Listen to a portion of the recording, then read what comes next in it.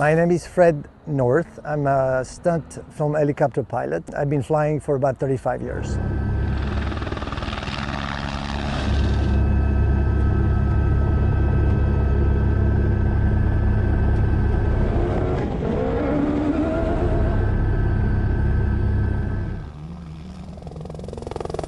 The best helicopter in the world for filming is this guy here. It's an Airbus H125. It's the Formula One of the helicopter. Between me and the camera, there's no helicopter anymore. And that machine allowed me to do this. That's it.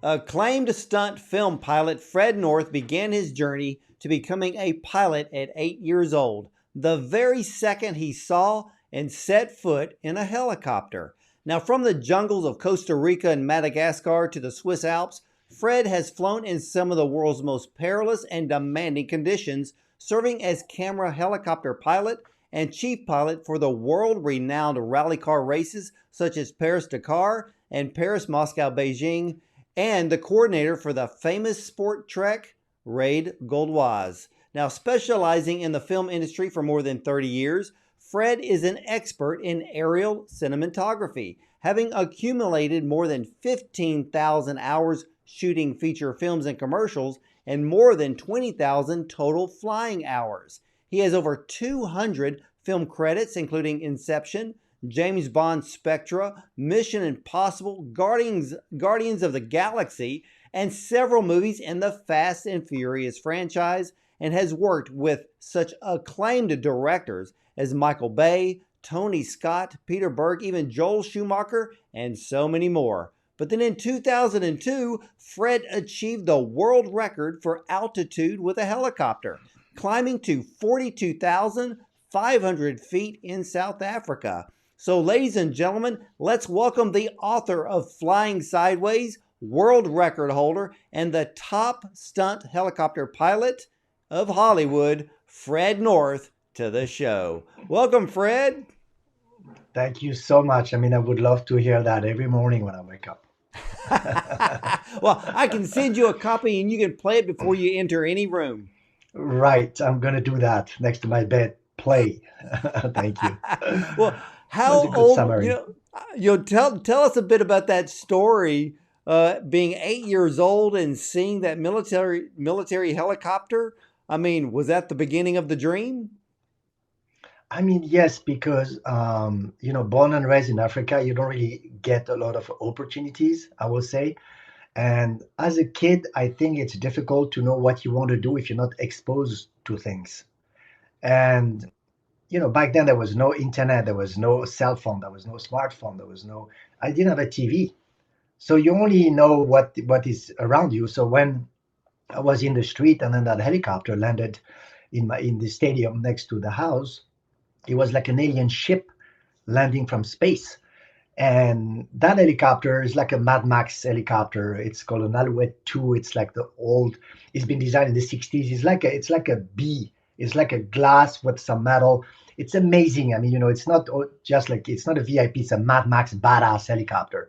So from 8 years old, you have to envision, me like in a small t-shirt. We don't have a lot of clothes. We just, we're in Africa and running like crazy to the stadium because we can see that helicopter is landing in the stadium. And it's not a stadium like you can envision with grass. It's sandy.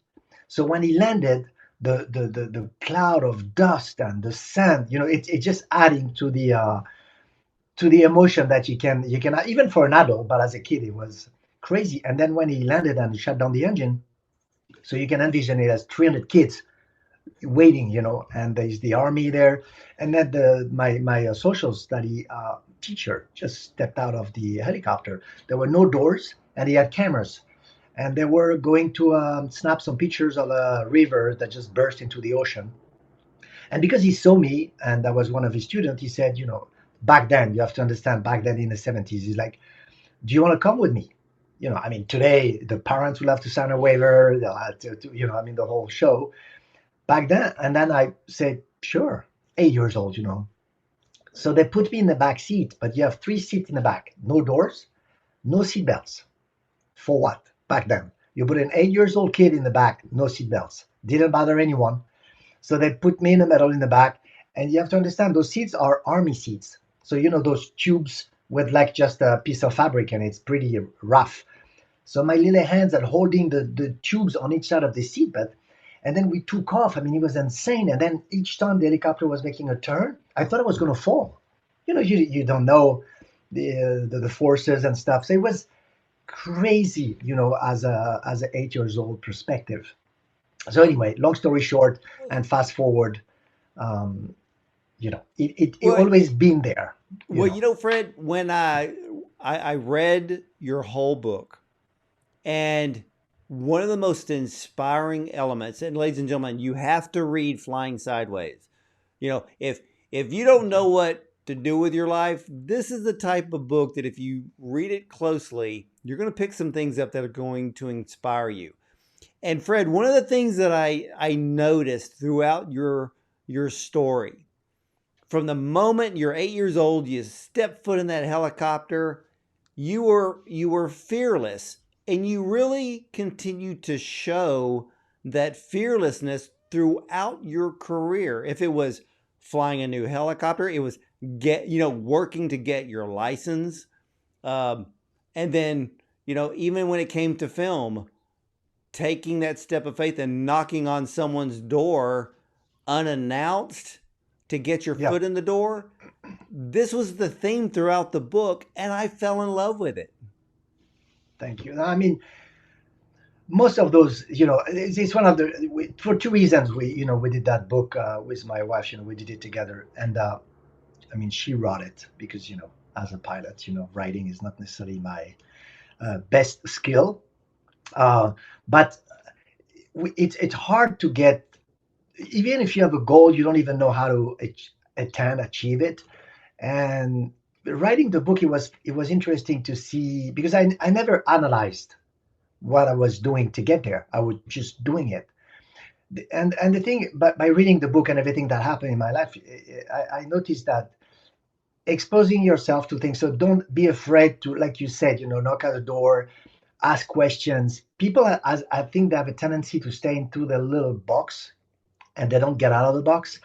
And then they like a no. Remember in the story when I did the French Air Force week selection to try to be a jet fighter pilot, and then after that week, thinking I was the best ever, he told me, you'll be the worst pilot ever. And at 18 and 19 is a tough one to hear. So again, it was interesting for me to when somebody says no to you for something you want, he doesn't really say no to you. He says no for him to you. Like it's per his experience. He says no, but it's not for you. You know what I mean? But you're taking it as a no personally, but it's him saying that. It's nothing to do with you.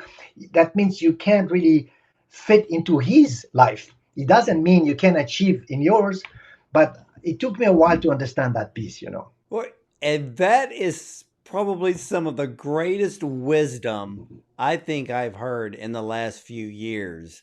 That if you're told no, don't take it personal. Like you said, it's them saying no for their purpose, not you. And like you said, so many people take a no personally, and it literally derails their own dream.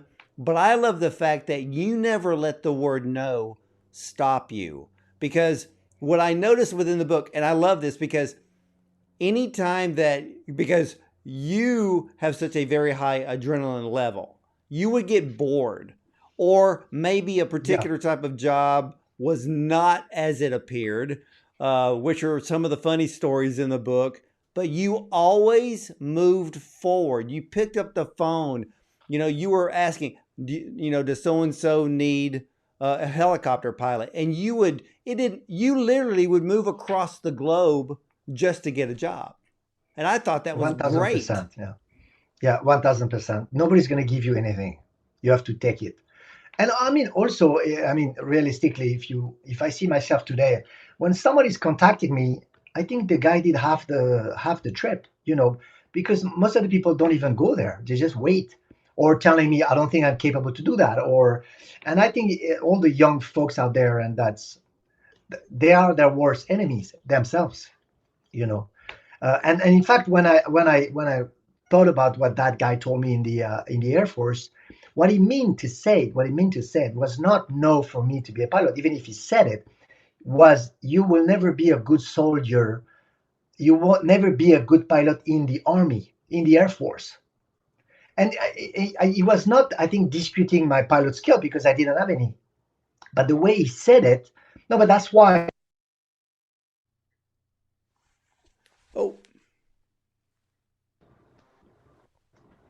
you lost me. oh, there we go. Yeah, you got muted there for a second, but go ahead. We can correct it in post. Okay, okay. Good. No, I mean, what I wanted to highlight to what you just said, that I never stopped trying to find my way, but I'm not like a bulldozer like a machine, because each time I get, like, when I got that no, I'm a sensitive person. So then, for a few weeks, a month, I was not depressed, but I was, negative energy. But each time I go down, I go back up. Some people are so strong that they never go down. But personally, I went down numerous times in my life, but each time I go back up. And that's what I want to say, because it's not, I'm not the kind of person that can just bully through life. I want to, but I have to go through the emotions of Well, it. I wanted to ask you a question because, and I love this because you were very aware of your skill and talent as a helicopter pilot. When you were covering the Paris Dakar rally, you learned that you needed to be better. What did you need to be better at doing at that time? So there's two aspects on this question. So first of all, when you become helicopter pilot, you have the helicopter has been designed to have a purpose. So you need to understand the principle of the machine. It's not just a machine to serve your purpose. You have a duty. So helicopters save lives. Helicopters work fires to save people homes and people lives. Okay, we take equipment from one place to another. There's plenty, and we do film work for the audience to discover the world and discover. So I wanted to do something better with my life than just having a job. Okay, so that was the first thing, and that was a realization, like, I can't just do things for me, and I need to use that machine for what it's been designed for.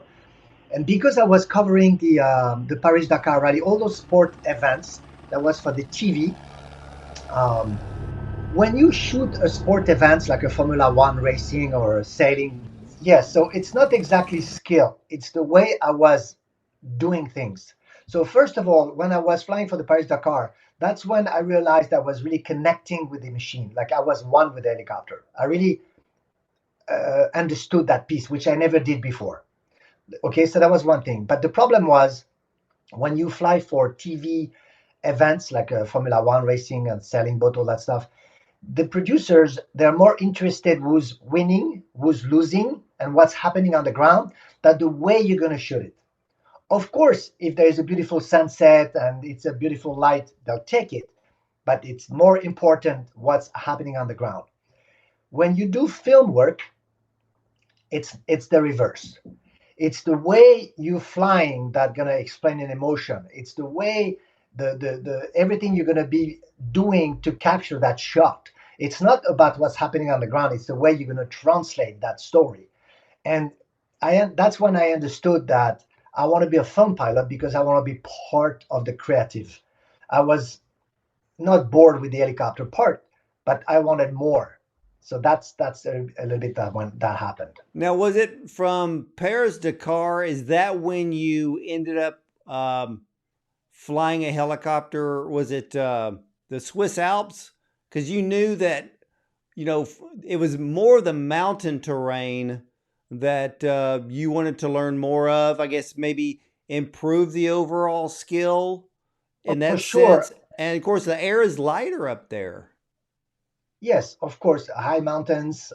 So I flew almost everywhere on this planet. I mean, as you know, there's a few countries that I didn't go, but like Pakistan, Afghanistan, yeah, I'd love to go, but it's when it's going to be peace. We may not be in my lifetime, but if one day there is an opportunity, I'll go because I'm sure it's beautiful. But anyway, yes, what happened is if when you fly the helicopter, if you connect with the machine, and then it's a little bit easier to fly against elements like high mountains, desert. Because if you want, it's like if you walk, you know, it's you're not thinking about the surrounding that much. You're just going through. So it took me 10,000 hours to get to that point. And that's the thing. I'm trying to really enforce that to the young pilots. It's valid for any machine, by the way. And any like ski, surfing, any outside device that you're gonna have to learn and connect with. A helicopter is a bit more complex, but it's the same principle. How can you learn by being one with it? We often go to only trying to control whatever we're doing. Okay, how does it work? A bicycle, okay, to go left I have to do this, to go right I have to do that, but you're not trying to connect with it. So for helicopter, it took me a while because like removing my shoes and have my barefoot directly to the pedals to feel the machine, because the pedals in the helicopter are the only controls. It's the one controlling all the back propeller. So basically the pedals, the control, the rods goes from the nose to the back. So when you're your feet on it, you understand the vibration, the way it's reacting, basically translating to that. So it just took me a while to understand that, and that was the transition from the Paris Dakar to the film Well, work. you bring up a vital point, because when I was reading your book, you would notice when things seem to be wrong in the mechanical parts of the helicopter, where the passengers didn't know and you never said anything to them, don't make them, get into a panic. Was it because of the fact that you were flying the pedals with no shoes on, that you could feel that if there was something mechanically off, that you knew how to react to that? Yeah, the machine talk to you like there's going to be something off. It's the same with a car. Some people need gloves with the steering wheel. I understand if you're a Formula One race driver, but in a normal, sometimes you see people with gloves. It's like, to me, if you put something in between you and the machine, it's not going to help you. So helicopter the same. If you put big boots and big clothes, and then you put gloves, and then all that stuff, it's in between you and the machine. For people that only do standard flying and not exposing themselves to the machine, it's okay. But if you want to push it a little bit and do more challenging flying, like even firefighting, not just what I'm doing, the stunt Hollywood stuff, it can be pretty, you know, intense. But if you do firefighting, if you do rescue in the like the Coast Guard, or it can be pretty challenging. So you need to connect. Uh, One of the funny things in the book that you always talked about was that you always had this very high adrenaline level. Has has your adrenaline ever gotten the best of you? Well, that's a good thing and a bad thing. So, luckily, when you go through life, sure, you're not getting any younger, but you do get wisdom. And my wisdom is kind of controlling the adrenaline a little bit. I still have it, which means I will push the envelope, but I will do it in a way that is so much safer than I did in the past. And I think more time goes by, we get more and more wisdom, which is really a privilege to age gracefully. Is the wisdom. If I Because sometimes I'm asking myself, if I could not see my face, okay, and I didn't know my age, what age I would be? What age would you be, right? So for me, I'm 62, but if I didn't know, I would think 45. I could be physically 35, but no wisdom. Like with the wisdom I have today, I think 45 is more accurate. But it's interesting, so the that wisdom I think is controlling the adrenaline today, but it's still there. There were there's so many great stories in this book, and some of the stories that you tell could be perfect movie action scenes. And a couple of the stories that really kind of shocked me and how you lived through them is when you were in Africa, and it was, I believe it was the second time that you clipped the wire that was Yeah, between the trees, yeah. and the helicopter flips upside down. But how in the world did you manage to keep that thing flying? I was Yeah. shocked. You know, the thing in life sometimes you don't know. It's a reaction. You can't think because it's so fast. I was just lucky that the wire basically cracked. If he would have stayed in one piece, won't be here to talk to you because I was upside down, so it won't have been pretty. But the problem was more after when I landed, where that those people they pull me out of the helicopter, they pull my shoulder and pull me down, but it's like 3 feet up, on the seat, and they pull me down, and then he put his boots on my face on the ground, and then he put the gun on my head. That was more. I mean, I'm a very calm person. So when he was doing that and he was spitting on me like he was pissed off, but he didn't understand what he was saying. When I understood that because when I touched the wire, I broke his TV and he was pissed off because of his TV, I figured we're gonna work something out. But before that point, life, throws stuff at you. You have to deal with it in a very calm way, and we'll assess, and it'll be all right. You know. Yeah, you have some incredible stories of not just flying in your book, but your just the confrontations with certain people throughout your life, and the way that you handled it. And one there, I came across within one of your chapters this one sentence that I absolutely loved, and you stated, "I'm not a quitter, I'm a fighter." How did that help you throughout your career? you know you have not to fight is a strong word, right? But when I say that, it's just to not let go, because we all have stuff coming our way. Doesn't matter what it is. Everybody has a different threshold. And when I'm going through my world altitude record, and when I went to the descent, first on the way up, there were a lot of stuff that happened, and I had to fight. But that record in particular really expressed what you're saying. I'm not a quitter. I'm a fighting. If I'm going to fight it, but because I had so many opportunities. First of all, before the world record, there was 2 years of prep. So during those 2 years of prep, I could have stopped at any point. There's not that many people are going to say, "You're right, do it."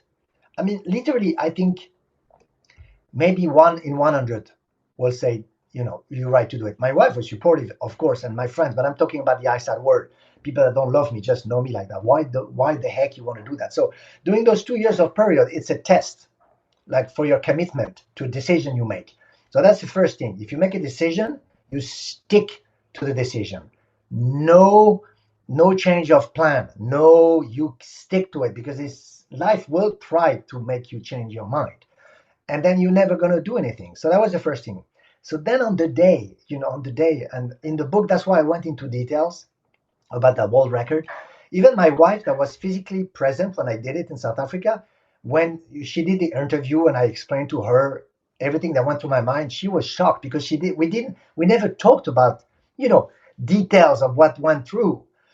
But what happened is, on the way up, had technical, and if you read the book, you're going to see it's very easy to. I'm not technical on it. It's very easy to understand, as you know. But I had to fight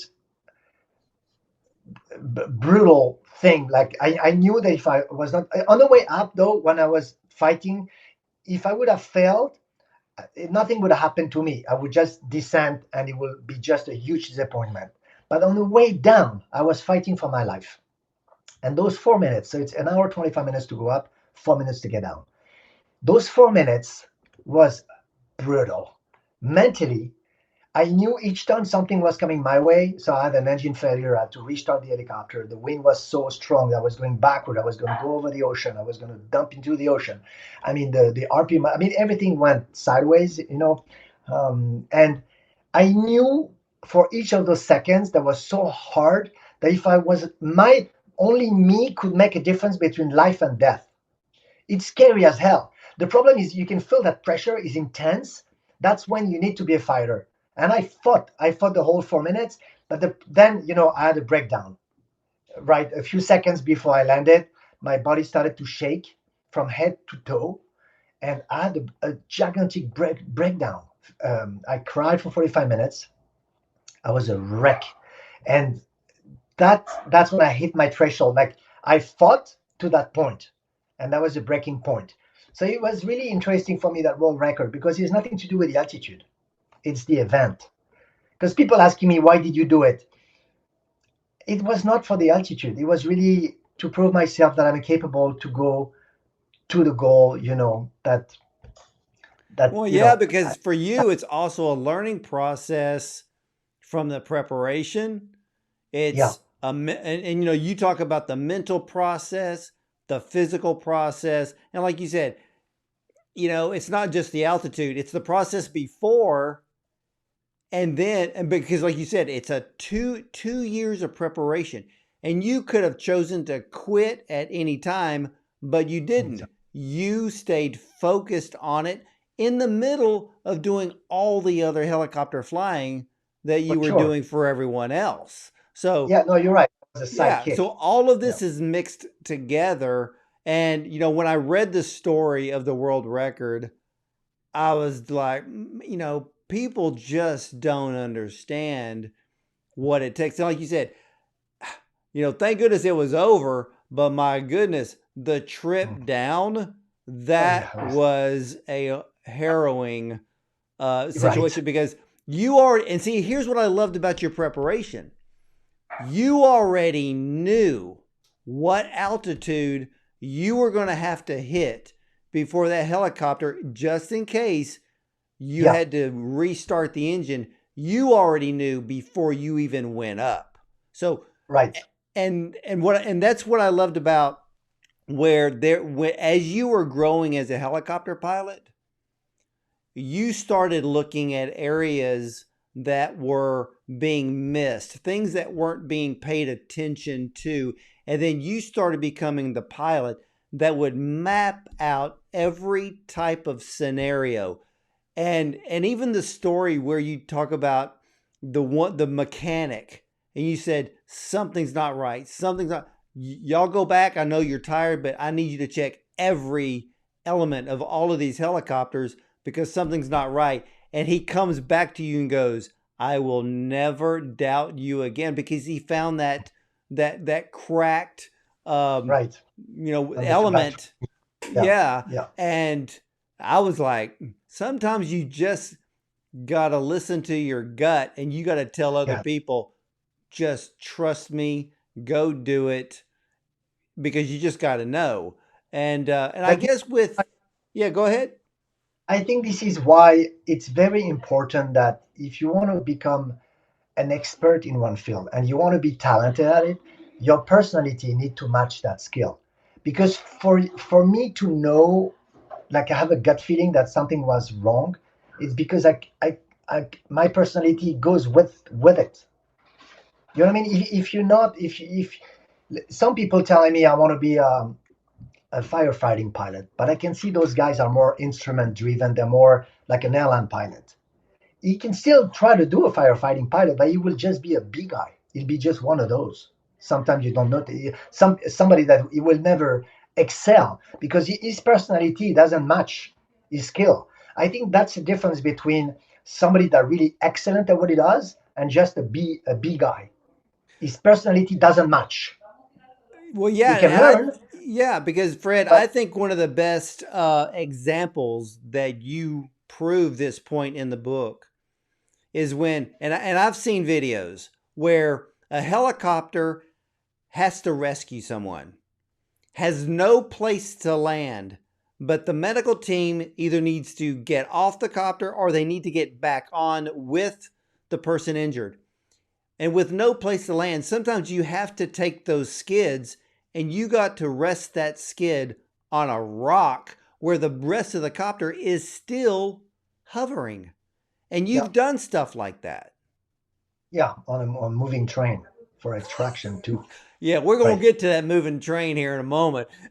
right. and Yeah, but interesting. and I love the way in your book where we can, as a reader, we can see how your thought process, your wisdom, and your skill grew.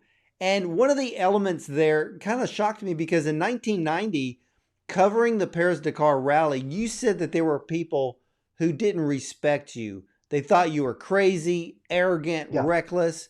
Were they yeah. just jealous because you didn't sit around taking the cushy jobs like flying tourists around? I think it's half and half. I think I was a little bit arrogant. I think it took me a little while to understand. You know, when you get really good at what you do, and then but you don't have enough wisdom for it. So it's like you know, the problem as a pilot, so you need to have an ego to have confidence in yourself.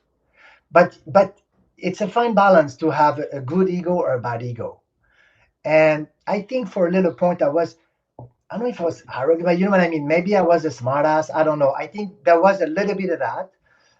It was also, I think, maybe a defense mechanism because because I was not a standard pilot. People were jealous, and in France, you know, look, I love French people, and they do amazing stuff. But there's one thing they do really bad, is they're very judgmental. And yes, as we say, you know, as a joke, if you want to kill a French, you have to aim above his head, you know, to kill the ego. But look, I think I had a little bit of that when I was young, but I know I was also kind of all that stuff. So I think it's half and half. And then when he went through the years, I've learned to really have a good ego, which means I know what I'm doing, but I have to respect the person more. I have to listen more. I have to be more kind and more gratitude, you know, for what's happening to my life. That really I learned the past 20 years. The first 20, no. So I think that's why there was people maybe didn't like me. You know, I had to fight a lot of you know, people not cool, not nice. You know, maybe I deserved it a little bit. You know, No, well, one of the things, because I love the fact that you were never a quitter, you were always a fighter. You, even if you got bored or you ended up working for people who basically lied to you or they were just jerks in the process. But mm, that one area when you wanted to be the pilot that became in that very, very close Hollywood circle. And like you said, there was no door open. So no, instead of, like, okay, there's no place for me at this time, you go back to Paris and another gentleman, and you start your own helicopter cinematography business there. I think it was called what, ARC France or something. And ACS, yes, yeah, aerial camera system, yeah. so you create your own circle in Europe. And I thought that was a brilliant move because for a lot of people today who have a dream, don't sit around waiting for the door to open. There are some No. cases where you go open your own door, and you did. Yeah, I was trying to, because the film pilot position didn't exist in France or in Europe, it was just in America, to create that job. Is like, because back then in France, when people wanted a helicopter pilot for filming, they would just hire a helicopter, I mean, lease a helicopter, and then the pilot was coming with it. You know, and I understood there was a knowledge and expertise as a film pilot, but because the people didn't know. So what I did, yes, I bought some equipment, some camera system like to stabilize the image for the helicopter. I bought that stuff, and I did a website, and I was renting that equipment with a pilot, but the pilot was free. I still put the day rate, but I said, you know, you don't have to pay it. It's free, because I was thinking, if I don't put the day rate, and then they're gonna want me, they're not gonna want to pay. So I put the number, but they didn't have to pay, only the equipment. So for 3 4 years they were always asking for equipment, and after 3 4 years, then it transferred. They were asking for me as a film pilot, and they didn't care about the equipment. That's when the transfer happened. And that's what I was hoping for, but I was not sure. I didn't know. But even today, I think it's still a good, you need to find a way to convey the clients to wanted you, but it doesn't necessarily go through you. You have to find an outside, something outside that will help you get there. For me, it was equipment went to me. And even today, when somebody's calling me for a job, they don't really care about the equipment. They want me, and then I'll say, okay, for that shot, I need this equipment. I would need this equipment, you know what I mean? But it's the complete reverse. But yeah, Well, I had to fight it. yeah, because now in film, when you for you you've reached this incredible high level where people trust you. You have over 200 feature films to your name. They have no worries whatsoever, and no one's going to ask a question about the equipment because the equipment is the equipment. If they ever ask a question, and maybe what lens are you using, but other than that, they know that they're going to get the shot. And Correct. one of the greatest stories in your book is when you met Steve Wynn.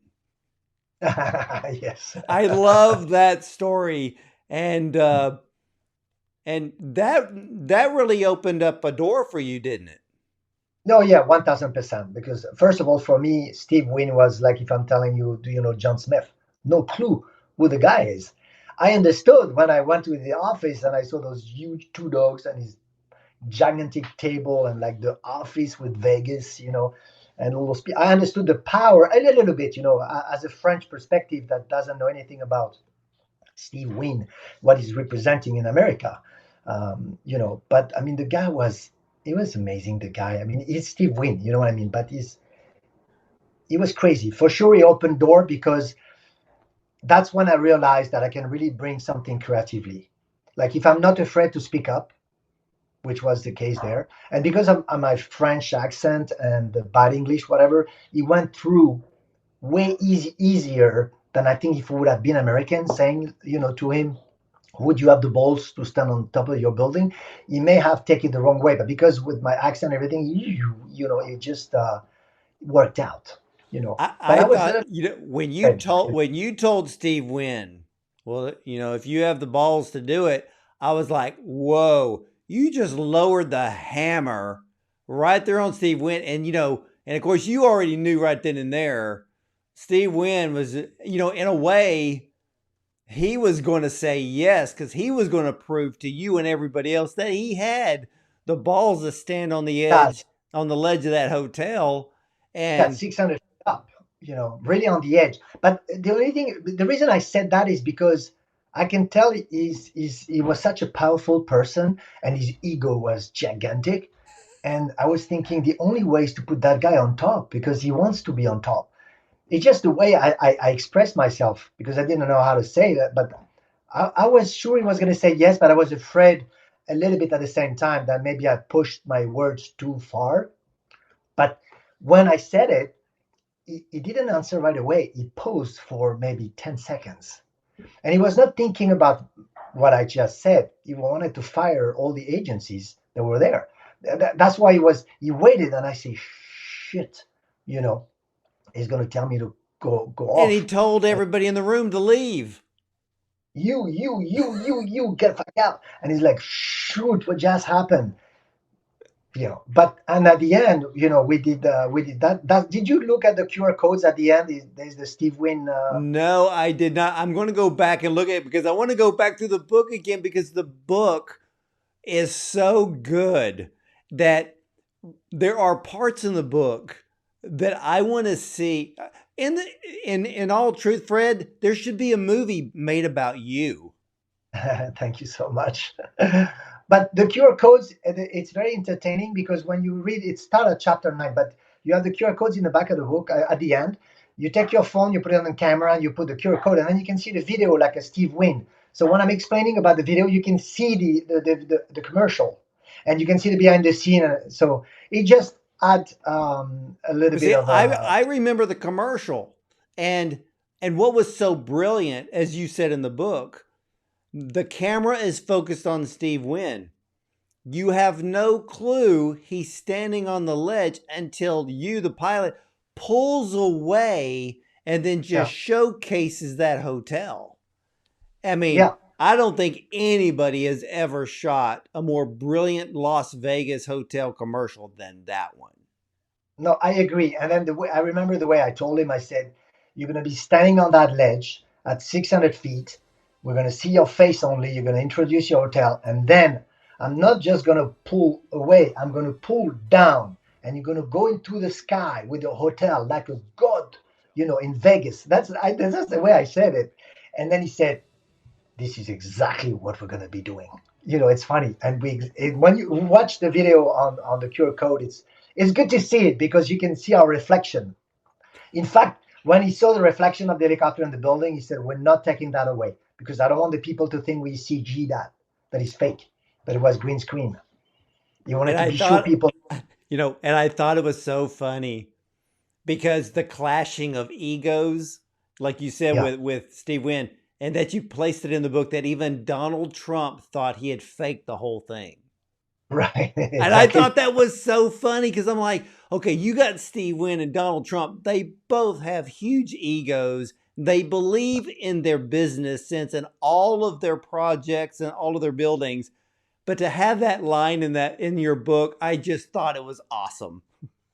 Yeah, it was funny when they were talking on the phone. Yeah, you can have my 747 to go to on weekend in South America, and then he said, "I'm going to do that." "Oh yeah, you did that." And it was so like out of this world. It's like, and back then, for me, Trump, I even didn't know. It was 18 years ago. It was like I knew the Trump Tower, that stuff, but what I mean, he was not who he is today. Yeah, well, I've got to ask you because the moment you became a film pilot, not a pilot filming, was it the same feeling you had when you knew you wanted to fly a helicopter when you were 8 years old? It's the same. Each time I fly to do a sequence, not from A to B, but it's always a pleasure, of course. But when I do it's an intense moment that hasn't changed since 8 years old. It was an intense moment back then, and each job I do, I'm trying to bring that intensity somehow. Even when somebody's telling me it's a simple shot, I hate when they say that to me because I don't want to make it simple because it'll be boring. How can we make a boring shot very interesting? How can we make sure the audience is going to have an emotion? It's really important for me that gets conveyed you know I don't think there is such thing as a simple shot when there's a helicopter involved.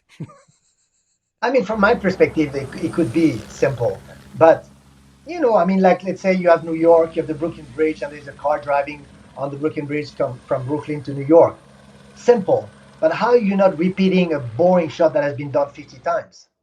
So it's more stuff like that. What can I do to make that spicy, to make that sexy, to make like epic?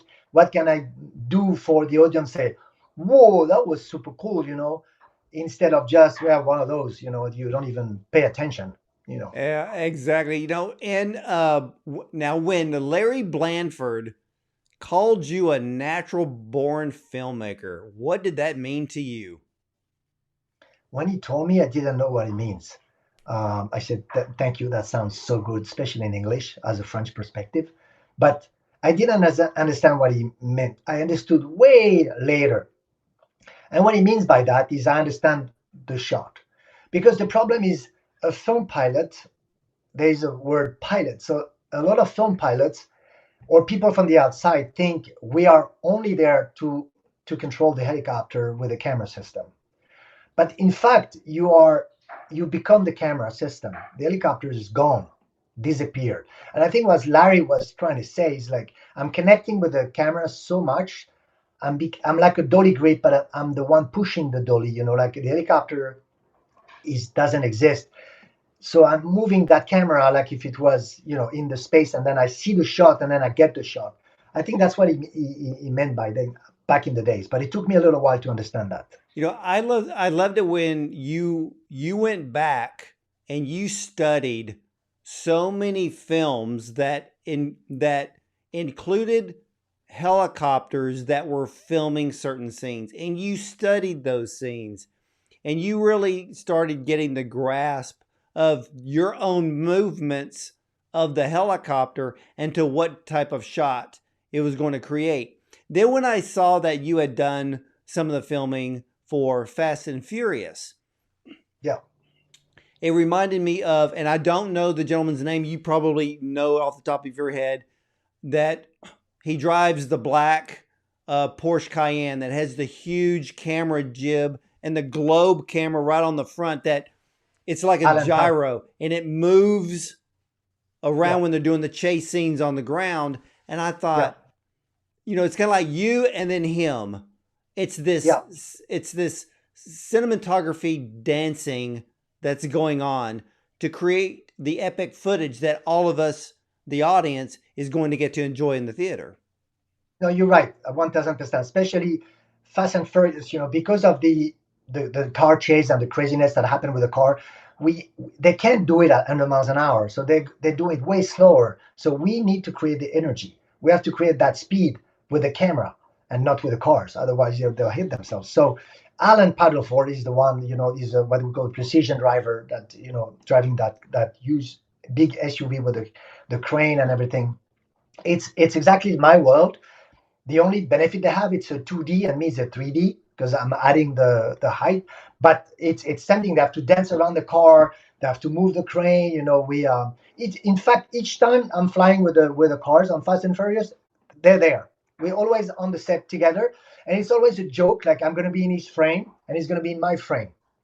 So we always have to work with each other to not have like his, because it's not a problem if you shoot a car, if he's next to it they can paint that out, but if he's above it they can't because there'll be a hole in there. So it's the same for me if I'm above the car on site. So we always try to work with each other to help each other.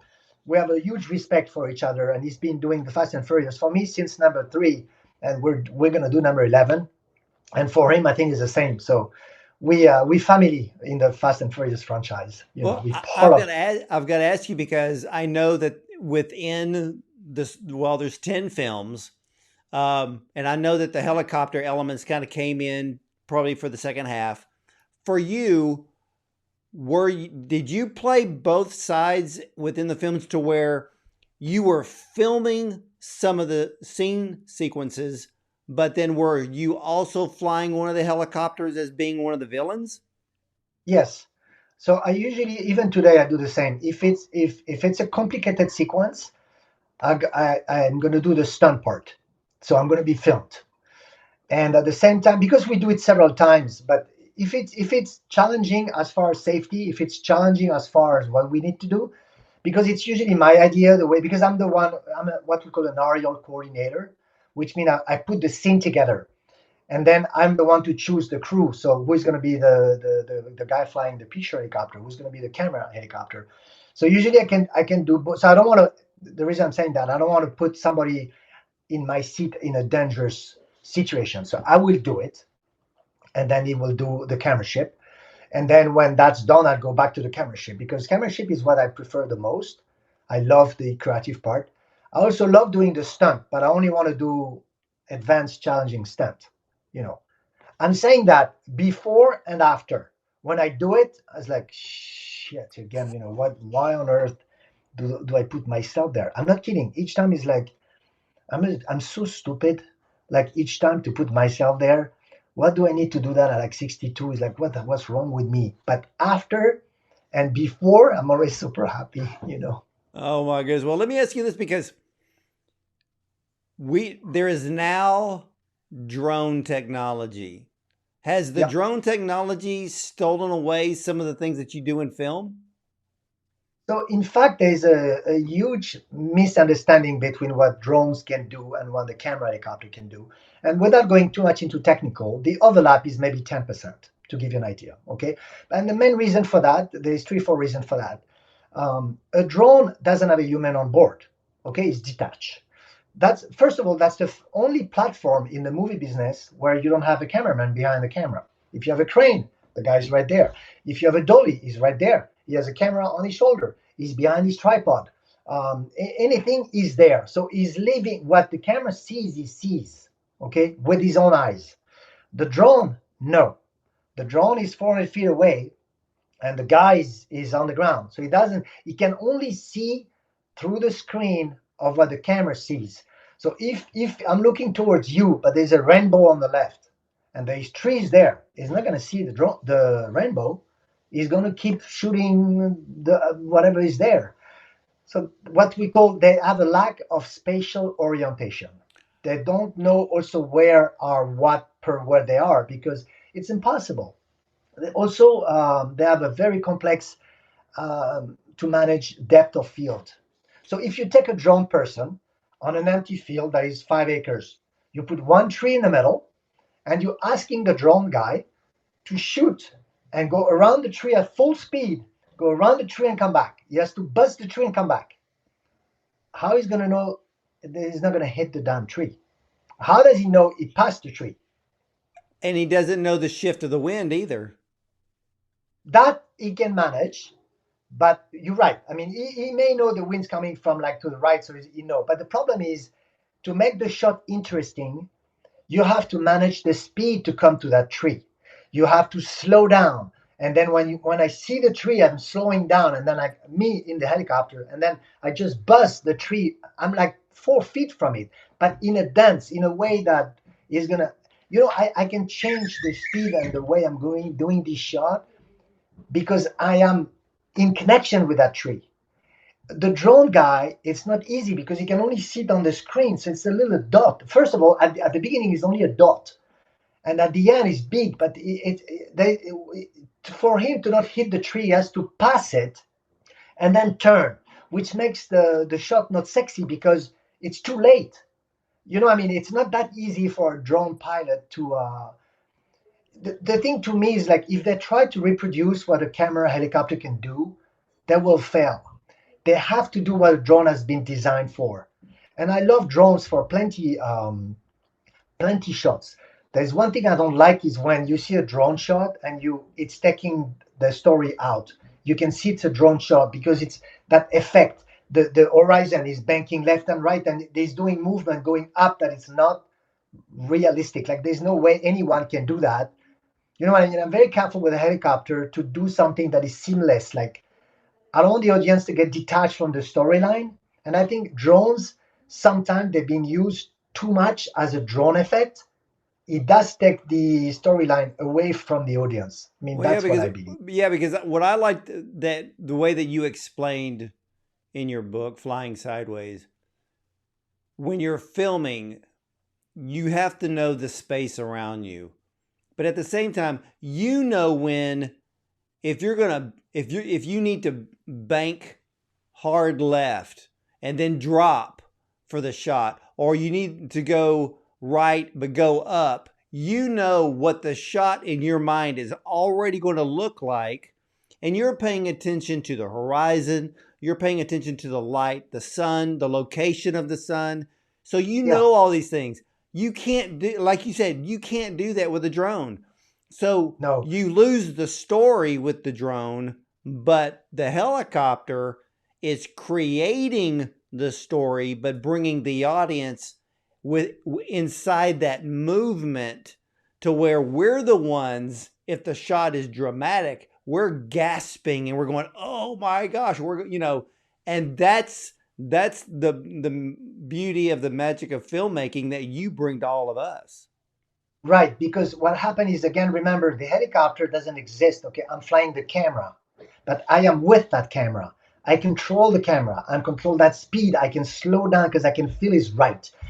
A drone, the problem is there's no such a thing. There's the drone between the pilot and the camera. It's so big there that he can't. It's not his fault. So that's why he has to be used the right way. Then it's okay. And in fact, 99% of the time when I'm on a movie set, the drone is way higher than us. They are telling the story by being high, and we create the story with our speed and being in the elements. It's often like that. They can fly as low than us. They Well, can, but then it becomes a drone effect. I You even know. went to your Instagram page, and there's this shot, and I love the way that you explained it, where you're flying the helicopter, but you're filming and you're following. Let's say you're following a Cessna, and it's a low wing Cessna. you know where you have to be placed because you also have to deal with air turbulence. You don't want to be disrupting that plane's movement, and you've got to keep your rotors above his tail section. I was so impressed with not only how you explain it, but just that technical aspect of just following a plane that, let's say, you're going to film him landing. Yeah, yeah, and again, there's when most of the people filming a plane landing, it's just a boring thing landing. I was thinking, how can I create that emotion, like that wow factor? I'm going to tell the guy, and he's going to be big in frame, and there's different ways to do that. You can start from very far and come to him. You can be to him and I pull away when he's landing, and then have a beautiful sunset at the end. But right, the helicopter, I place it with what I feel. Look, the turbulence of the fuselage is not that bad for a plane of this size. The propeller is an issue, so I keep my blade just above it, and then it's not a problem, and the camera is right there. Drones will be a danger to have a drone right there. Also, the pilot would not know his distance from the plane. He would not know. There is no way. So that's why there is a space for drones in the camera, in the film business, and a huge place. It's a fantastic tool. But the big difference I will say is drones. They need to do a shot that has been decided ahead of time.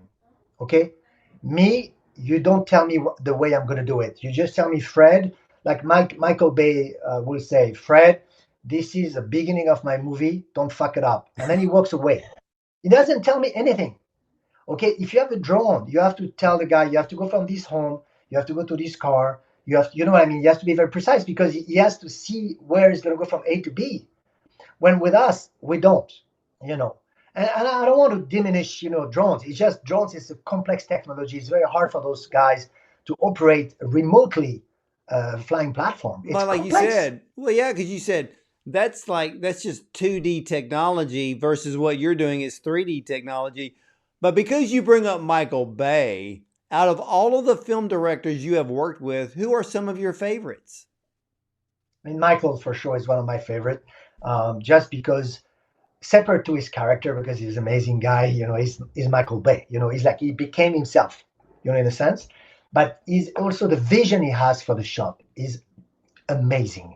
He's one of the rare director that when he never flies, by the way, he's always on the ground. When he sees me flying with a camera and he see the way I'm flying, he's taking the radio, he knows when I got the shot. Because usually we transmit our video image live to the director. With Michael, we do, but he never watched the screen. He's always watching us. He knows, like he can see what the camera does. His vision for a shot is insane. That's why he's shooting most of all the action stuff. Michael is shooting himself, you know. But also there's other director that I love, Sam Hargrave, for Extraction. He's very technical. He's coming from the stunt coordinator world and he's excellent into details. Mark Molloy is the director. I just did Beverly Hills Cops 4 with them. There's an insane helicopter sequence, one of the most dangerous and complex helicopter sequence I ever done in my life. It's in that movie. It's coming out July 4th with Eddie Murphy. It's a good movie. It's funny and some crazy shit in there. Well, I Crazy. can't wait to see that one.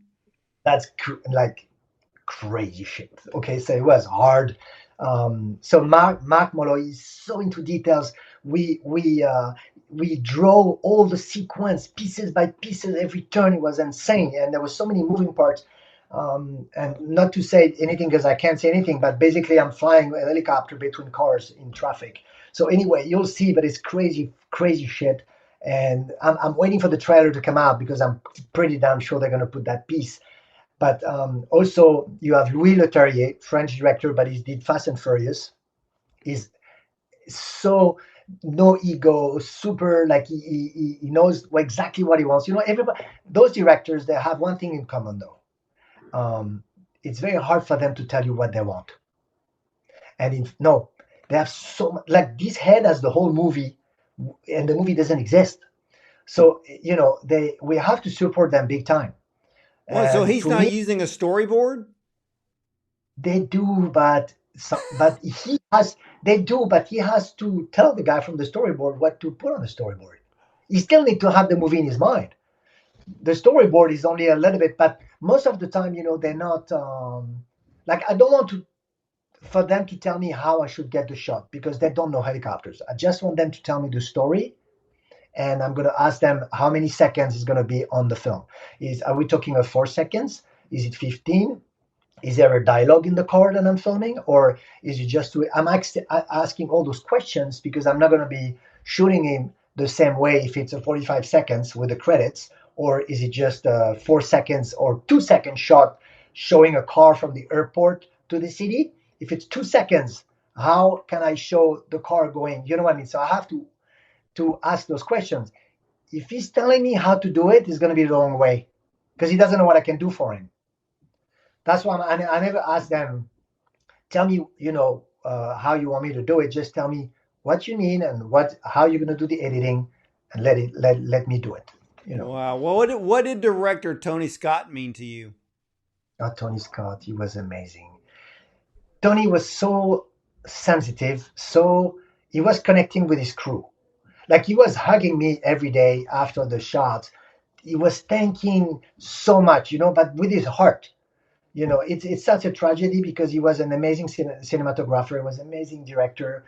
He loved helicopter. Like he was crazy, in the movie, The Unstoppable with the train. And I mean, it's crazy when he wanted me to shoot that train. And I'm not kidding. I was maybe 5 feet off the ground. And he said, Fred, at the radio, I'm flying. He's on the ground. He said, Fred, what the hell are you doing so high? I said, Tony, I'm 5 feet off the dam. I'm saying, Fred, lower, And you have to understand that he doesn't know that I'm 5 feet off the ground. Because some people say, do you say no to director? You have to understand that he's saying that because on camera it looked wrong. He's only saying that because I look too high but it depends where the camera was, So we only have to change a little bit the camera mechanism to make sure that's going to look the way I was flying 5 feet. I was not going to go lower than that, but you know what I mean? So people sometimes say, well, director asks you stupid stuff. They do, but it's not because it's stupid. It's because the way they see it from their own eyes doesn't necessarily translate reality. So I never say no to a director. I always offer an alternative, another option. And then when I learned that, I also now doing that in my life. Never say no. Just offer another option. It's so much better. I love that. Well, you've got to tell us about landing on that moving train. Was it the most dangerous stunt you've ever done? It's for sure and on top of the list. It's one of the most complicated one, 100%. There's a few reasons for it. When I told Sam Adgrave we could do it that way, because he didn't tell me to do that. He told me to, in his mind, he wanted to have 3 helicopters, but one was going to be on top of the train at 60 miles an hour, but he wanted the people to rappelling out at 60 miles an hour on top of the train. When he told me that, I figured we can do better than that. I said, that's going to be cool, but why we're not landing the damn helicopter on the train and the guy get out? He said, this is amazing. But the problem is when I hang up the phone, he's like, I don't know if I can do it. Like I think I can, but it doesn't mean we can. The idea of doing something is a big difference than doing it. So anyway, I put myself into trouble like that a few times. I always did it, but it was when I had the conversation, and then when we did actually the show was 8 months. So for 8 months, it goes through your mind, and how I'm going to train for that. I can't train on it. Also, when I told him that, I said, we will need 45 seconds clear of trees and wires to do the approach on the train, land on the train, and take off from the train.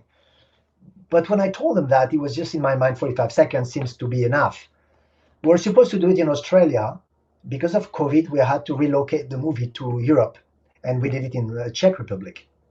The problem in Czech Republic, I don't know if you've been there, is beautiful, but they have hills, trees, and wires. There's no empty field. So the problem is the track. Also, you need to find a track that has a diesel locomotive and not electric, because there'll be wires. You can't land on the train if there's wires. So they finally found that diesel rail track and locomotive, but there was only 22 seconds of free, no trees. And I'm like, hey, I don't know if I can do it in 22 seconds. So anyway, long story short, we did practice. We practiced on a decommissioned runway. We put a flatbed truck. We put the train container on the flatbed truck, and we practiced 20 miles an hour, 30, 40, 50, 60, all the way to 80 miles per hour. And at the end, we did 18 seconds at 60 miles an hour. That was the key, and this is how we did it on the train. But it was tricky because five guys, 1,000 pounds of guys stepping out of the helicopter in 3-4 seconds. The balance of the machine is crazy. There's only one skid on the train. The other one is off to the side, so it's hanging. Each time a guy get out, the machine wants to roll over.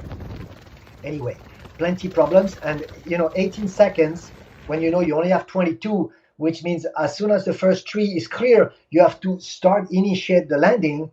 But because when I'm putting the skid on the train, I can't see in front of me because I have to look on the train. So I don't know when the tree is coming. So I had a guy telling me, leave. That's. Wow. I mean, the preparation that it took just for that is amazing. Yeah, it was challenging, but we did it in a very safe way. We did it for the training. I think maybe I landed 80 times on that train. For the shot, we did it twice. Wow. Ladies and gentlemen, in his gripping, surprising, and wildly entertaining memoir, Fred North tells the incredible true story of how he became the most famous film stunt helicopter pilot in the world. His book, Flying Sideways, tells the thrilling but heartfelt story of how a misfit boy with nothing but a dream breaks the rules, beats the odds, and learns to bet on himself against a vibrant global backdrop that touches down everywhere from New York City to Mongolia to Madagascar. You follow Fred as he deserts the French army in roller skates, talks his way into flight school, becomes a chief pilot for the world's greatest rally car race and adventure races, and gets mixed up with the DEA in Miami. That is a funny story. Dodges death so many times, and he falls in love. Flying Sideways is a non-stop thrill ride, reminding us that the most dangerous thing we can do in life is giving up on it. Fred, I want to thank you so much for not only sharing us your incredible continued legacy, but also giving us great words of wisdom and inspiration to motivate us to chase after our own dreams with us today. Fred, I want to thank you so much for sharing us your legacy, your continued legacy with us today. And I can't wait to see more aerial cinematography coming from you. Thank you so much. And I want to say, that all the podcasts I've been doing and everything, you were the only one that read the book and understood. No, but also the way you saying it, you putting it, because my English, it is what it is. But it was so well done. You're a great professional, and I think your personality does match your skill. That's why you're really good at it. And thank you so much. It was a pleasure. It was a pleasure. Well, I thank you for the kind words and compliments, Fred. It is my job to make my guest feel at home, but to give them a chance, like you, to tell your incredible story. And your story is incredible to tell. Like I said, they need to make a movie about Fred North. Let's see. In the meantime, if people can read the book, because the book is not it's not the money thing. It's just an endeavor to share and give people inspiration if I can, and share my experience. Well, you definitely have done that. And again, ladies and gentlemen, you got to check out Flying Sideways by Fred North. His incredible legacy, his continued legacy. He continues to fly, continues to give us the most amazing shots that we see in the movies. And like you said, Beverly Hills Cop 4 is coming, going to be one of the most craziest helicopter scenes you've ever seen. So I can't wait for that. And you can buy Flying Sideways where all books are sold. Even go online to get this incredible book. And ladies and gentlemen, I want to thank you for watching and listening. You can catch all of the replays of our interviews with the top film directors, producers, screenwriters, actors, and stunt helicopter pilots on our YouTube channel, Bond on Cinema. We are also available on a dozen audio platforms as well. And remember, filmmaking is an art, and sometimes that art is painted by a helicopter. So I want to thank you for watching and listening. As for me, I'll see you at the movies.